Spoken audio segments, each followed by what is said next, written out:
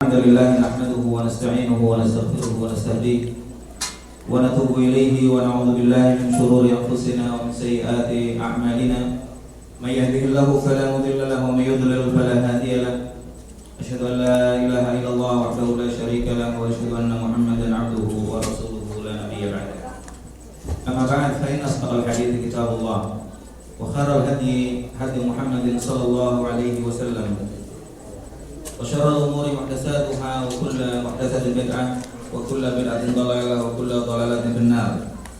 Ikhwan dan akhwat yang dimuliakan Allah, pada kesempatan kali ini kita akan bahas sebuah masalah yang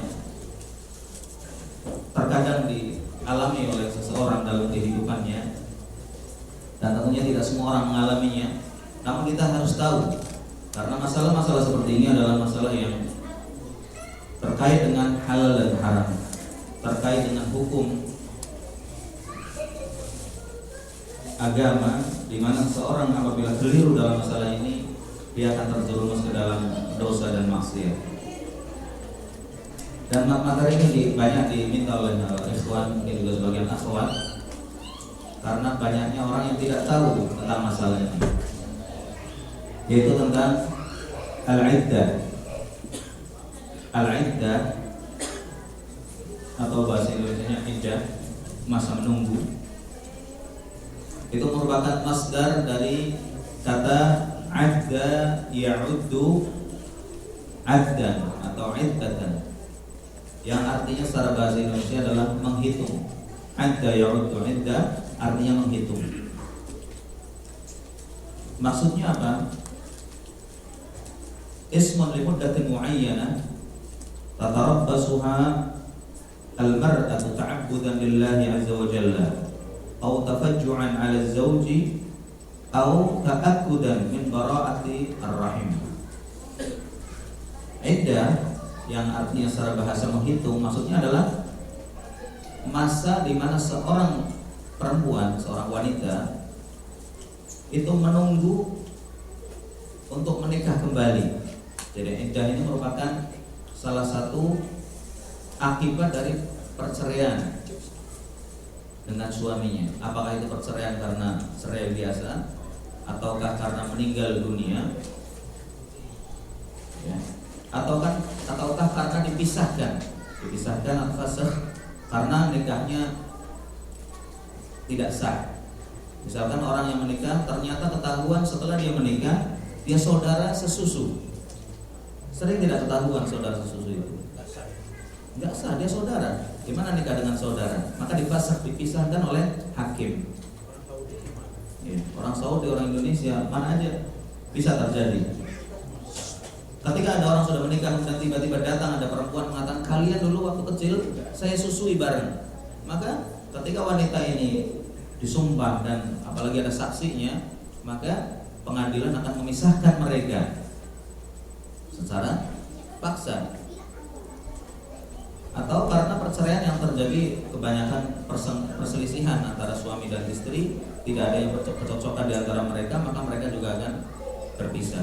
Atau karena meninggal dunia, suaminya meninggal, maka istrinya harus menunggu. Ini disebut masa iddah.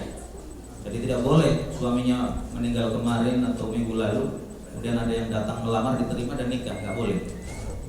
Ada masanya. Ta'abbudan lillah itu sebagai bentuk ibadah kepada Allah Subhanahu wa taala. Ketika seorang menunggu dalam masa iddahnya, dia beribadah karena itu aturan dari Allah Subhanahu wa taala. Aw tafajju'an 'ala zawj, atau merasa sedih karena ditinggal oleh suami kalau suaminya meninggal.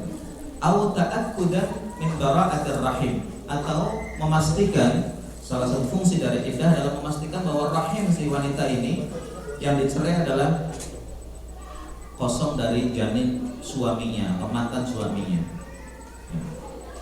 Supaya apa? Supaya tidak ada percampuran nasab. Ya, percampuran nasab itu bahaya karena nanti anaknya nggak ketahuan anak siapa. Ya. Kemudian apa dalil tentang masyru'iyah dan disyariatkannya iddah ini? Dalilnya ada dari Al-Quran, dari hadis maupun dari ijma' dan konsensus para ulama. Dari Al-Quran diantaranya firman Allah Subhanahu wa ayat 228 Allah berfirman, A'udzu billahi minasyaitonir rajim. Wal mutallaqatu yatarabbasna bi anfusihinna thalathata quru'. Dan orang-orang yang dicerai dari kaum wanita, maka mereka hendaknya menunggu untuk menikah lagi hingga thalathata quru', 3 kali haid, atau dalam penafsiran lain 3 kali suci.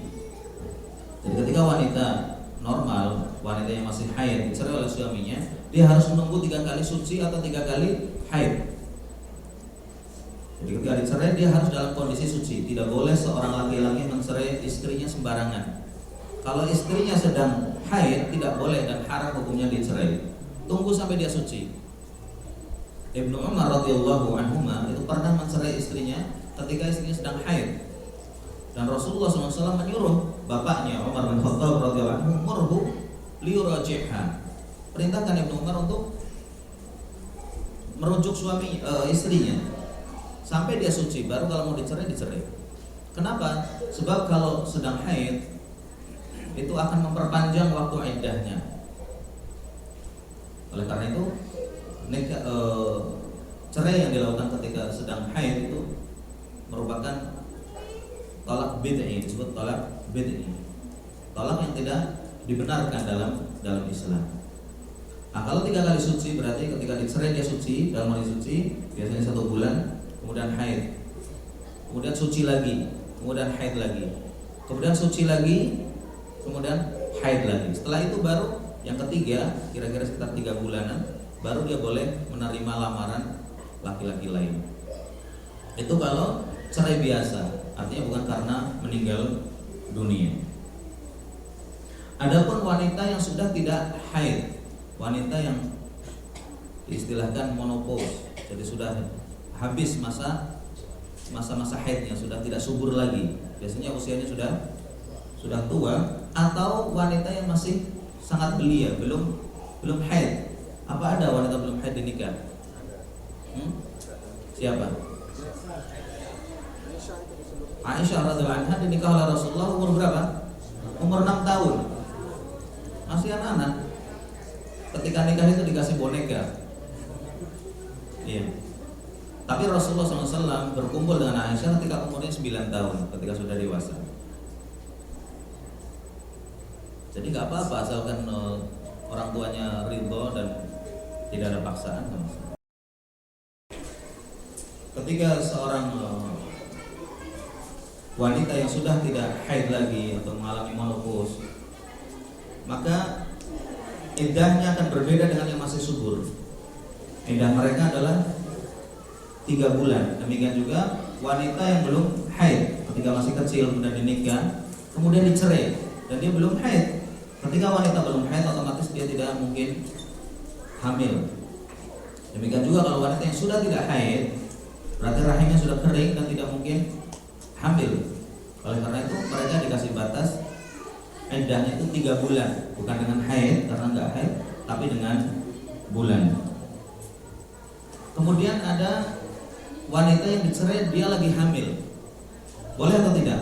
Wanita hamil dicerai? Hah? Boleh apa enggak boleh?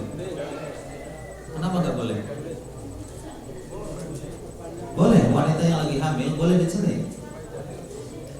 Kapan dia selesai iddahnya? Selesai iddahnya ketika dia melahirkan.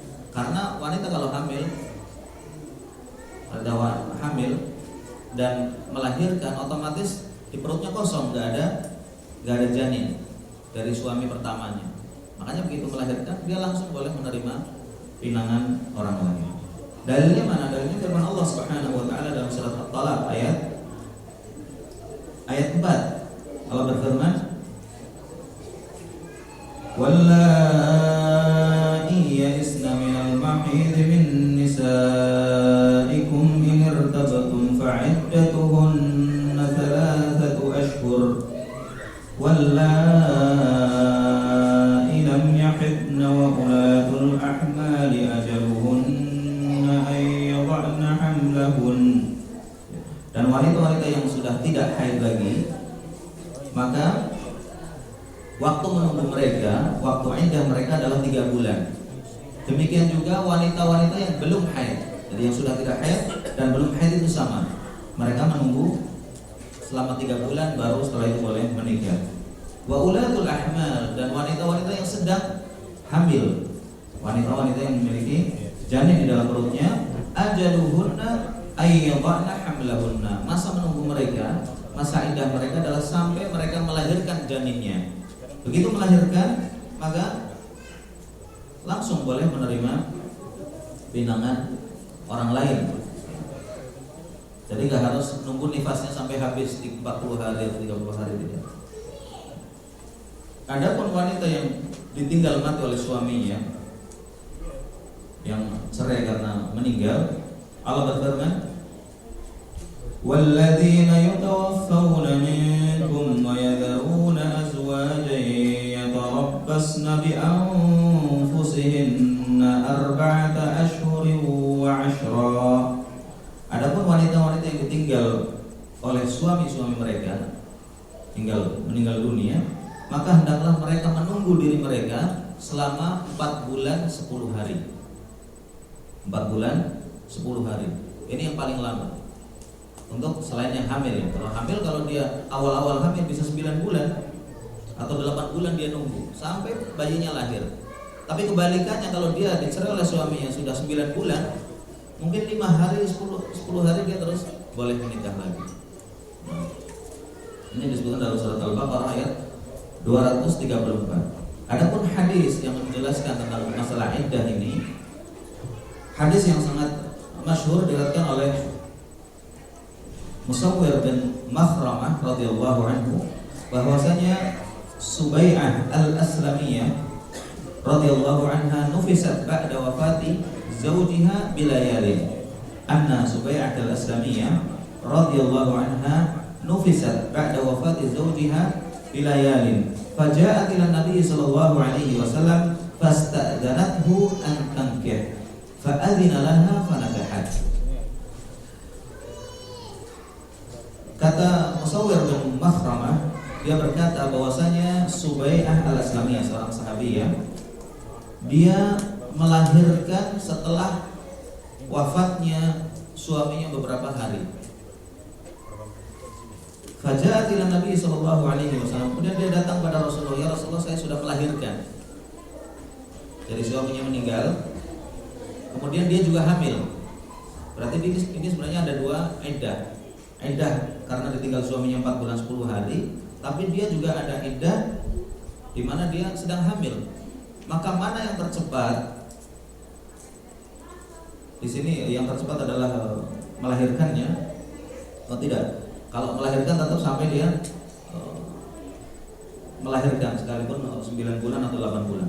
Maka ketika dia melahirkan setelah wafatnya suaminya beberapa malam, dia datang pada Rasulullah SAW. "Ya Rasulullah, aku akan menikah." Tidak ada orang yang sudah melamarnya atau datang untuk menikahi dia. Fa'adzina laha, maka Rasulullah mengizinkan Subai'ah al-Islamiyah untuk menikah. Fanakahat, maka dia pun akhirnya menikah dengan orang tersebut. Ini menunjukkan bahwa seorang yang hamil ketika sudah melahirkan, sekalipun beberapa hari setelah dicerai oleh suaminya, baik cerai biasa maupun cerai meninggal, maka dia boleh menikah. Kemudian apa hikmah dari iddah ini dibikin oleh Allah Subhanahu wa taala? Kenapa wanita harus menunggu? Kalau laki-laki enggak ada iddahnya. Cuman mungkin enggak enak. Enggak enak sama mertua, enggak enak sama orang, masa langsung. Dikatakan Imam Ahmad atau Imam Malik itu istrinya meninggal kemarin, esok harinya menikah. Karena dia tidak mau membujang. Bujang banyak fitnahnya. Dan gak apa-apa, secara syar'i boleh. Cuman mungkin secara adat masyarakat gak pantas. Mestinya sedang bersedih, dia bersenang-senang di atas penderitaan orang. Tapi secara agama boleh. Secara agama boleh. Karena laki-laki gak ada iddahnya, laki-laki gak hamil, laki-laki gak takut nasabnya bercampur anaknya, ya kan? Kalau perempuan iya, anak yang dikandungnya anak siapa nanti kalau dia langsung dinikah oleh orang? Mungkin suaminya yang mencerai benih dari suaminya yang mencerai atau yang sudah meninggal. Kalau belum ketahuan rahimnya itu bersih dari janin. Hikmahnya adalah pertama, istibra'u rahimil mar'ah minal hamil, meyakinkan dan memastikan bahwa rahim seorang wanita yang dicerai itu adalah kosong dari benih suami yang pertama. Supaya apa? Li'alla yahsula ikhtilatul ansab, supaya tidak terjadi adanya percampuran nasab. Karena nasab sangat dijaga dalam Islam. Nasab itu sangat dijaga dalam Islam karena itu merupakan kemuliaan seseorang. Ini dari satu sisi, dari sisi istri, supaya anak-anak yang dikandungnya itu tidak tercampur nasabnya. Kemudian yang kedua, itahatul fursah lizawjil mutallaq liyuraji' nafsaha idza nadima aw nafsahu idza nadim. Kemudian mengasih kesempatan kepada suami kalau dia mencerai untuk berpikir ulang. Biasanya orang bercerai itu karena emosi, karena kemarahan yang keluar, adanya sikap yang tidak terkontrol dan seterusnya. Allah Subhanahu wa taala menghalalkan cerai namun sangat membencinya. Karena itu ibaratnya adalah al-kai, seperti amputasi. Kai itu obat, mengobati dengan cara dibakarkan besi yang panas kemudian ditempelkan ke saraf atau ke urat yang sakit sampai mati uratnya sehingga dia tidak sakit lagi. Kalau sekarang amputasi, dipotong. Seorang wanita yang dicerai seperti orang yang diamputasi tangannya, jadi dia lepas dari kehidupan rumah tangga suaminya. Oleh karena itu, Islam memberikan kesempatan ketika seorang suami mencerai istrinya, itu tidak serta-merta istrinya langsung dibuang. Tidak. Seorang wanita yang sedang hamil, dia disuruh nunggu sampai dia lahir, anaknya lahir. Dan ketika iddah itu tidak boleh istri itu keluar dan pergi dari rumah suaminya. Suaminya berkewajiban menafkahi dia, berkewajiban memberikan tempat tinggal, berkewajiban untuk menjaganya sampai dia selesai iddahnya. Oleh karena itu, dengan adanya iddah ini kemungkinan besar orang akan rujuk dalam perceraiannya. Ya. Dia akan tinggal serumah dan istri boleh membuka jilbabnya di hadapan suaminya yang sudah mencerai. Kalau masa iddah, boleh berdandan, boleh bersolek, biar suaminya menyesal balik lagi. Iya, dan itu yang diharapkan dalam Islam. Sebelum dicerai gak pernah dandan, giliran dicerai dandan, gak apa-apa, biar suaminya balik lagi.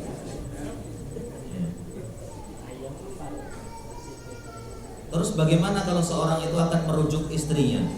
Karena kadang-kadang terjadi. Dan cerai, kata Rasulullah SAW, hazluhu jiddun wa jidduhu jiddun, salasun hazluhunna jiddun wa jidduhunna jiddun. Ada 3 masalah, 3 hal yang bercandanya itu kejadian, beneran. Apalagi benerannya, candanya aja itu sah. Yang pertama nikah. Antum hati-hati, jangan main-main dengan pernikahan. Kalau antum punya anak perempuan, kemudian ada temannya atau kenalannya datang, kemudian canda, kamu saya nikahkan dengan anak saya, dia masih kecil misalkan. Kemudian teman antum langsung kobil tuh nikah misalkan, dan ada saksi, saya terima, sudah dia jadi menantu antum. Benar, hati-hati, ada saksi, kemudian nanti nyebutin mahar misalkan. Kalau sampai walinya mengucapkan kamu nikahkan dengan anak saya dan diterima sekalipun canda, atau di sinetron misalkan, atau di sandiwara, makanya nggak boleh di sandiwara atau film atau sinetron melafalkan lafal nikah itu dengan sempurna dan dia memang walinya, nggak boleh, karena bisa terjadi diterima dan menjadi istrinya. Jadi nikah tidak boleh main-main, karena main-mainnya jadi, apalagi sungguh-sungguhnya. Yang kedua, at-talaq, cerai. Jangan main-main dengan cerai. Kalau antum ngomong sama temannya, nanti kalau saya pulang istri saya cerai misalkan, ngomong ke temannya, canda tujuannya. Ini istrinya akan tercerai benar kalau dia pulang, karena dia mensyaratkan kalau pulang, ya. Atau kalau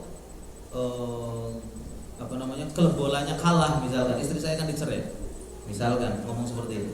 Ini bahaya. Jangan main-main dengan masalah cerai, karena cerai itu main-mainnya akan terjadi, apalagi sungguhannya. Kemudian jangan mempermudah omongan cerai, dikit-dikit cerai, dikit cerai. Cerai itu ada batasnya. Ya, cerai itu hanya 3 kali, bahkan hanya 2 kali. Ketika seorang mencerai sekali, itu ada iddahnya, kemudian dia boleh merujuk. Merujuknya bagaimana? Merujuknya kalau mazhab Syafi'i mengatakan harus ada saksi, dipersaksikan. Tapi yang rajih tidak perlu saksi. Ketika dia mengatakan kamu saya rujuk kembali, atau dia bergaul dengan istrinya, itu pertanda bahwa dia telah rujuk. Itu 1 kali. Kalau dia mengatakan lagi, maka jatuh 2 kali. 2 kali ini dia sudah di garis merah atau garis kuning. Imma dia pertahankan atau dicerai sudah ikhlaskan selama-lamanya. Ya, kalau dia masih sayang, masih senang, jangan coba-coba sampai 3 kali, karena dia tidak mungkin balik lagi kecuali kalau dia dinikah oleh orang lain. Dinikah dengan pernikahan yang benar-benar dan nanti dicerai dengan seikhlas suaminya. Enggak boleh melakukan kesepakatan, kamu nikahi mantan istri saya, kemudian setelah itu 10 hari dicerai.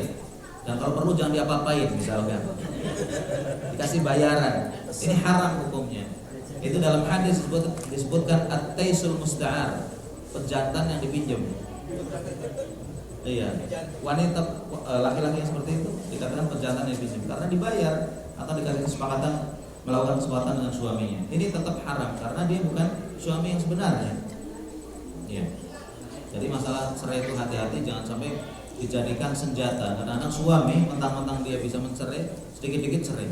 Masakannya gak enak mau dicerai, dan dananya kurang pas mau dicerai. Ini bahaya. Ngomong yang lain, mau dikasih hadiah kayak mau diajak jalan-jalan, jangan dicerai. Kemudian yang ketiga, al-itak. Al-itak itu memerdekakan budak. Kalau antum atau kalau orang punya budak, kemudian dia mengatakan ke budaknya, tolong ambilkan kurma itu, kalau kamu ambil kamu merdeka. Canda. Maka ketika kurma itu diambil, dia akan merdeka secara otomatis, karena omongan dia itu dihukumi sebuah keseriusan dalam Islam. Ya, itu yang terkait dengan masalah cerai, dengan main-main, karena itu masalah yang sangat berbahaya. Dan ketika orang bercerai dengan istrinya, terutama kalau dia sudah punya anak, itu yang jadi korban anak-anaknya. Yang jadi korban anak-anaknya, kasihan. Kalau bapaknya bisa nikah lagi, ibunya bisa nikah lagi, anaknya mau cari siapa lagi? Ya bapaknya itu dan ibunya itu, sementara ibunya dan bapaknya sudah terpisah. Oleh karena itu, pikirkan baik-baik, jangan sampai terjadi. Kemudian macam-macam iddah. Iddah itu ada beberapa macam seperti yang tadi saya sebutkan. Yang pertama, iddat wafat. Iddatnya seorang yang ditinggal mati oleh suaminya. Apabila dia hamil, maka masanya adalah sampai dia melahirkan, sekalipun sebentar, 2 hari, 3 hari, maka itu sudah habis masa iddahnya. Kemudian kalau dia tidak hamil,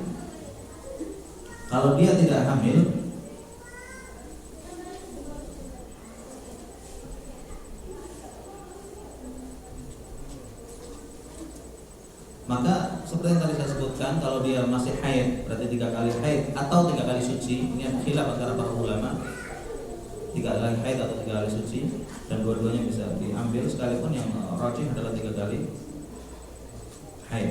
Kemudian yang kedua, kalau dia hamil maka dia sampai melahirkan.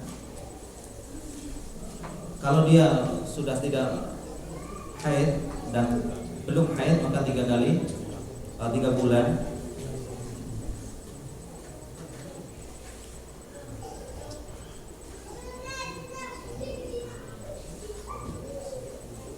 Iya.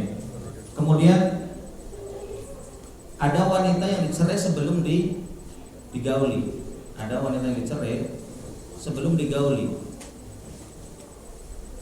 Bagaimana? Mungkin ketika dinikah keluarganya tidak memberitahukan bahwa wanita ini ada aibnya, ada cacatnya. Di antara aib yang boleh menjadikan seorang itu dicerai oleh suaminya, di antaranya adalah penyakit-penyakit yang terkait dengan alat vital. Kalau suami tidak bisa bersenang-senang dengan istrinya karena ada penyakit pada istrinya, maka suaminya boleh mencerainya sekalipun belum digauli.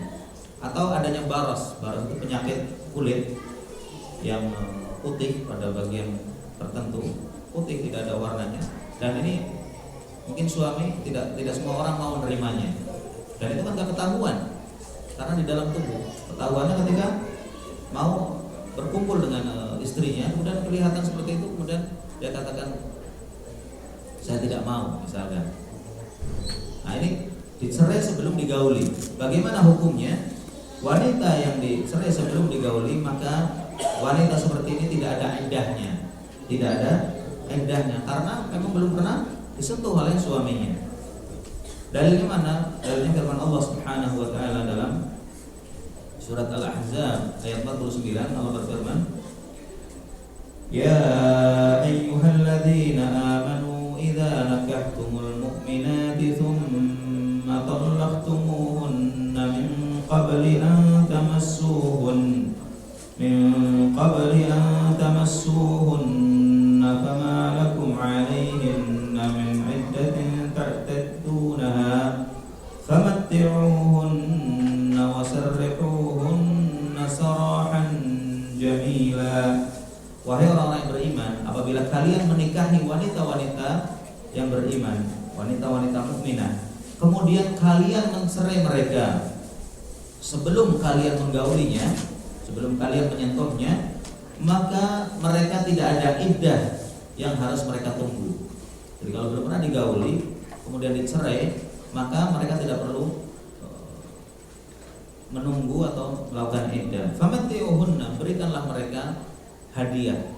Artinya diberikanlah mereka harta karena dia sakit, ya belum di apa-apain udah dicerai. Wasarrihuhunna sarahan jamila, dan lepaskanlah mereka dengan baik. Kembalikan kepada keluarganya. Mohon maaf karena tidak mungkin melanjutkan pernikahan itu. Dan dikatakan wala farqa baina zaujatil mu'minah, dan tidak ada perbedaan baik ini istrinya adalah seorang mukminah atau kitabiyat atau orang Kristen dan Yahudi, karena Kristen dan Yahudi boleh dinikahi oleh seorang suami. Kemudian apa saja yang harus dilakukan oleh suami ketika telah mencerai istrinya? Yang pertama, apabila dia cerainya adalah cerai raj'i, talak raj'i. Talak itu ada dua, ada raj'i yang masih bisa dirujuk, ada yang bain, ada yang terlepas, jadi tidak bisa dirujuk lagi. Talak raj'i itu talak yang masih dua kali, satu atau dua ini masih raj'i. Kemudian juga yang masih di masa iddahnya. Kalau misalkan seorang istri yang dicerai, dia sudah lewat 3 kali haid atau 3 kali suci, kemudian tidak dirujuk sama suaminya, bagaimana hukumnya? Dia menjadi bain sughra. Bain ada dua, bain kubra dan sughra. Bain itu nggak boleh dirujuk kecuali dengan akad baru. Bain sughra itu wanita yang baru dicerai sekali, kemudian masa iddahnya habis, suaminya nggak merujuknya, maka wanita seperti ini boleh dinikah lagi sama suaminya, tapi dengan cara apa? Dengan cara akad baru dan semua persyaratan nikah baru, seperti orang yang baru pertama kali nikah, ada maharnya, ada saksinya, ada walinya, ya, ada ijab dan qabulnya, seperti pernikahan awal. Ini bain tapi sughra, masih bisa dirujuk. Ya. Kalau dalam masa iddah nggak perlu ada mahar, nggak perlu ada saksi, bahkan saksi pun yang rajin tidak perlu. Jadi ketika masih tinggal di rumah namun sudah dicerai, masih masa iddah, dia tinggal katakan, wahai mantan istriku misalkan, kamu saya rujuk misalkan, atau tidur bareng dan berhubungan, itu sudah sebagai rujuk. Sekalipun sebagian ulama mengatakan disaksikan. Kemudian apabila seseorang itu masih dalam masa iddah, yang pertama wujub suqnalaha, berkewajiban memberikan tempat tinggal untuk istrinya, ya. Dan tinggal sama suaminya, sekalipun beda kamar atau pisah ranjang. Kemudian yang kedua wujubun nafaqah, istri ini wajib dinafkahi, tidak boleh dibiarkan begitu saja. Ya, kemudian pakaian juga. Kemudian yang ketiga, si istri ini yang sudah dicerai ini tidak boleh keluar rumahnya kecuali ada darurat. Jadi wanita yang sudah dicerai tidak boleh keluyuran untuk bersolek dan berdandan. Ini yang kadang-kadang tidak dipahami. Jadi kesempatan begitu cerai suaminya, dia berdandan dan pamer kecantikannya sehingga menggoda laki-laki yang ingin menikahinya. Ini haram hukumnya. Jadi tidak boleh berdandan, tidak boleh keluar dari rumah suaminya kecuali karena darurat. Termasuk juga wanita yang ditinggal suaminya meninggal dunia, dia harus menunggu selama 4 bulan 10 hari di rumah suaminya. Di rumah suaminya tidak boleh bersolek, tidak boleh berdandan, tidak boleh keluar kecuali darurat. Keluar darurat apa? Seperti misalkan dia seorang guru harus ngajar, boleh dia ngajar, tapi tidak pakai dandanan, tutup aurat seperti biasa, dan setelah selesai ngajar dia segera pulang. Atau darurat pergi untuk beli hajat yang dia tidak mungkin tidak mungkin dia dapatkan kecuali harus keluar. Tidak ada yang membelikan makanannya, tidak ada yang membelikan pakaiannya, dia boleh keluar. Iya. Nah, ini kadang-kadang seorang wanita terutama yang ditinggal suaminya meninggal itu tidak hati-hati. Padahal wanita seperti ini haram hukumnya keluar. Adapun kalau bertemu dengan keluarganya yang datang, kerabat misalnya, dia bukan mahram, tapi kerabat datang ke rumah, sementara ada keluarga lain, maka tidak mengapa asalkan tidak khalwah. Jadi biasanya orang meninggal itu kan banyak yang takziah, dan istrinya juga mungkin ada di situ dengan keluarganya, dan ada kerabat-kerabat lain yang juga datang yang bukan mahramnya, artinya boleh menikah dengan dia. Bagaimana hukumnya? Hukumnya insya Allah nggak apa-apa asalkan tidak khalwat dan dia tidak berdandan. Artinya seperti kondisi biasa yang menerima tamu, tentunya ada mahram-mahram yang menemani dia. Ya, itu saja yang terkait dengan masalah iddah, dan ini masalah yang penting sebenarnya. Nanti insyaallah kalau ada waktu kita lanjutkan sisanya. Billahi taufiq wal hidayah. Subhanakallahumma rabbana wa bihamdik, asyhadu an la ilaha illa anta, astaghfiruka wa atubu ilaik. Wassalamualaikum warahmatullahi wabarakatuh.